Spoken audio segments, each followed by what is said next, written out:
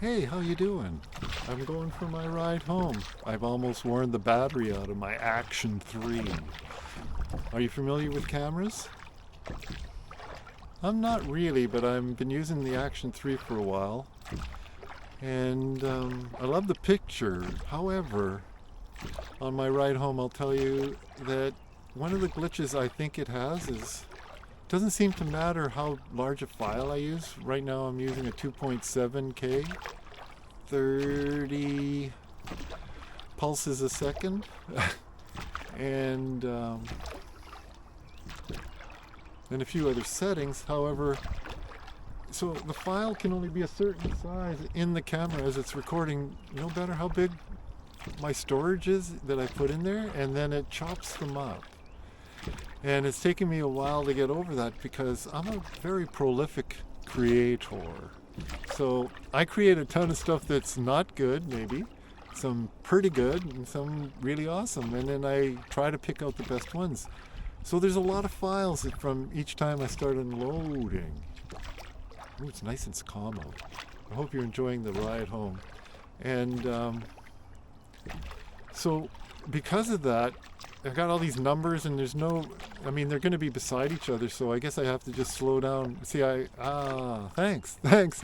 Sometimes just telling a friend your issue or your situation with the particular moment, not a problem, just, I mean, at first it seems like a problem, but if you see everything as just another opportunity to learn something, and then you might learn how to do something different because you might have even figured a way to fix it that no one's ever told you. And the fact that I'm getting to share with you, I've got an idea. The problem I'm having, now that I realize what I'm saying, is, well, I'm downloading the images. I'm creatively picking from this spot and that spot, like, so I mess up all the files, so I have to re-find the front, back, and center in a hodgepodge of numbers. I think you can understand that's no fun.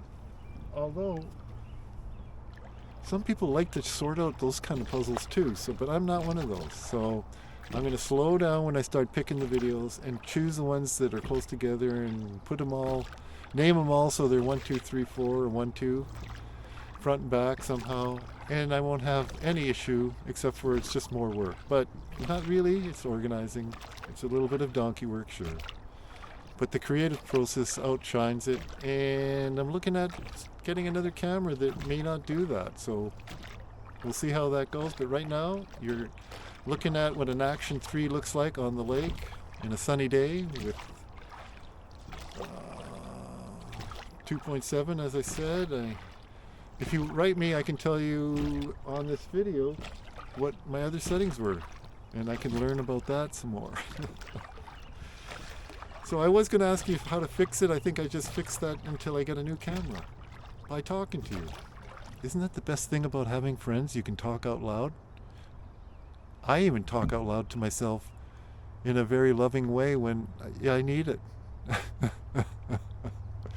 I remember the movie Civil was trying to get people to not even think that they were thinking for themselves. And I think that's why we have a society that listened to some of the training that movies and Hollywood, we're kind of doing on purpose, hoping to achieve some goal that we don't even know, don't even think like that, so we're susceptible. Kind of like when you ride a baby cow. They don't even know, what are you doing? I didn't even know people or dogs or animals would jump on top of me and ride me. They're like, whoa, they freak out for a couple seconds, and then they go, well, enough of that. You're just trying to get a free ride of a baby cow. And I don't think it's good for them either. What else? That was the University of Manitoba that I got to experience that. I got to experience all the science shows in the University of Manitoba. The University of Manitoba was, I don't know, 1 kilometer away from my front door. And when the 60s, when there was hardly any housing around there, that was a wild, wild time for a young man to be able to access the universities.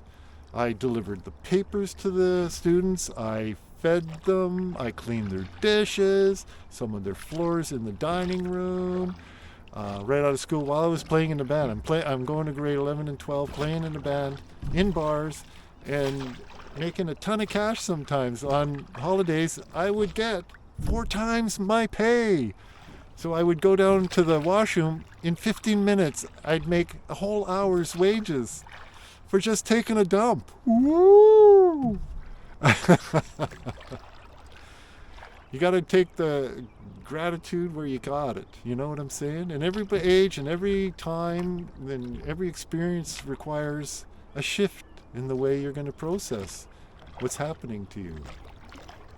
So where was I? I'm rowing us home. I better check instead of always thinking about what, all of a sudden I found myself way back in 1969 when all the students were talking about going on in a Volkswagen van across to do Woodstock and different festivals and all that conversation. Because like I said, I was the kid that lived so close to the university. I went to all the open houses. I went to all the science whenever I could on the weekends, and I delivered papers as well. Did I mention? Oh yeah, that was part of the really getting to know the university mind, the university person.